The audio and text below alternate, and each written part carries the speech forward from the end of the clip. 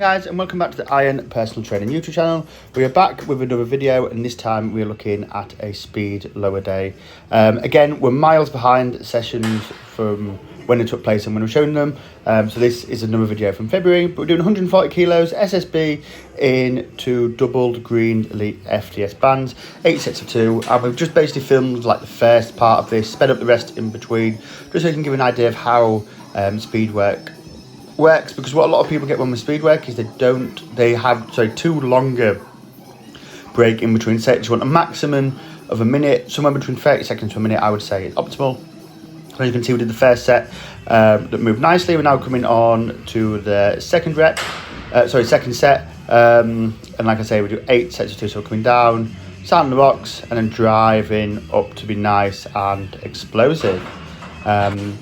Again, so what we're trying to focus on here is we're not trying to focus necessarily on moving the maximum amount of weight. We're trying to move as quickly as possible. So we're using suboptimal weight, but we're trying to move it as if we were moving a 1 rep max. So we're trying to teach the body to be nice and explosive.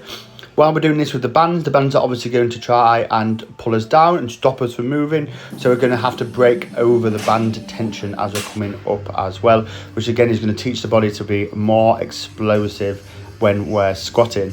So we're basically trying to make ourselves be quicker in the movement. We're also doing skill acquisition here as well. So when we're doing powerlifting, we only have to do 1 rep when we're on the platform. This gives us 8 chances of doing that first rep in each set and getting that form locked in, getting your brace locked in, and just really practicing getting everything in the right place for when you're squatting. Also, when I do my speed work, I try and do as much as possible without any equipment on, so no knee sleeves, no belt, anything like that. So it really teaches you to brace, it really teaches you to harness that raw power that you have for squatting. And yeah, it always has a good crossover to my squat, and I always feel more comfortable when I'm squatting. When I'm doing my speed work, because I low bar, I always like to use a specialty bar when doing this as well, because I find if you add bands in the low bar, it really takes it out of your wrist. We're then coming on to deadlifts next. So we've got 180 again into green bands. The green bands are elite FTS green bands, just to give you an idea of what they are. Most green bands are the same, but you know, some are slightly more or less tense than others. So on this we do 8 singles, and again we're just trying to focus on being explosive through the movement, moving that bar as fast as possible and trying to get everything out of it that we can. As you can see, we're just having a setup with a bar.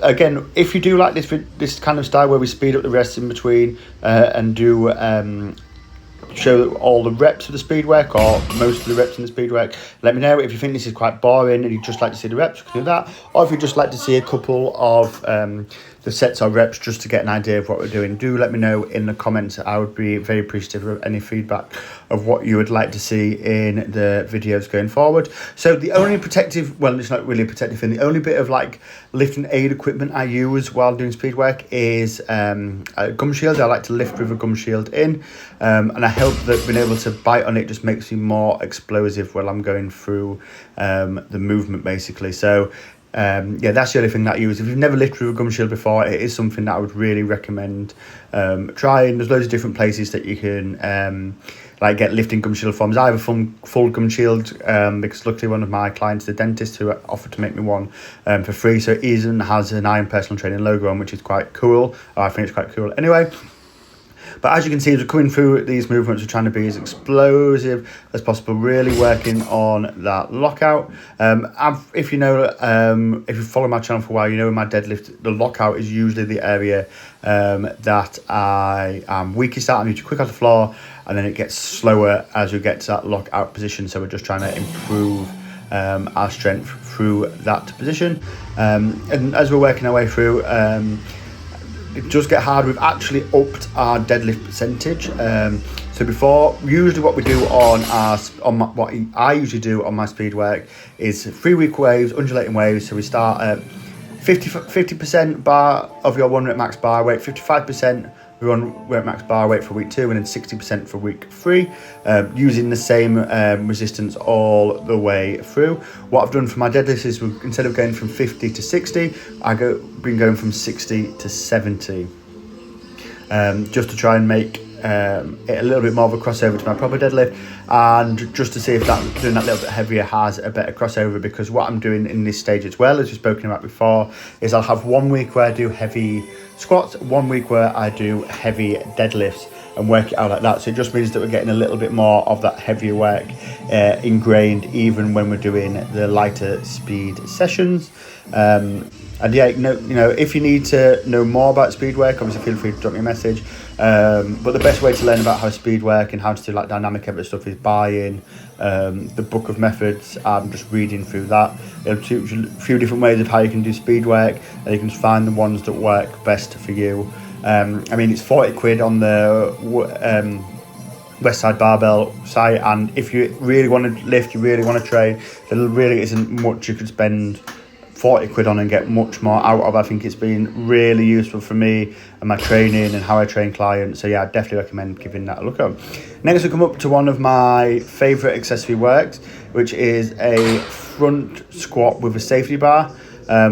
I really like this. I find it has a really nice crossover to my deadlift in particular. Really helps to keep my chest up while I'm squatting as well. And I feel like you just get into a really like close position to how I low bar squat doing this. And it really allows me to push the weight compared to doing it with just a barbell, where I haven't got the mobility to have that proper front rack hold position. So yeah, another exercise that I'd recommend everybody giving a go. It's just not very dignified getting in and out of. We then have some stiff leg landmine deadlifts. Again, another really good exercise. Really feel this in the hamstrings, really bend. Another nice different variation that you can try out as well. So again, would really recommend giving something like this a go. And it's nice to have things like this in your arsenal, so you can just change your training up as well. But that was the last bit I filmed for the session, so I'll leave it there.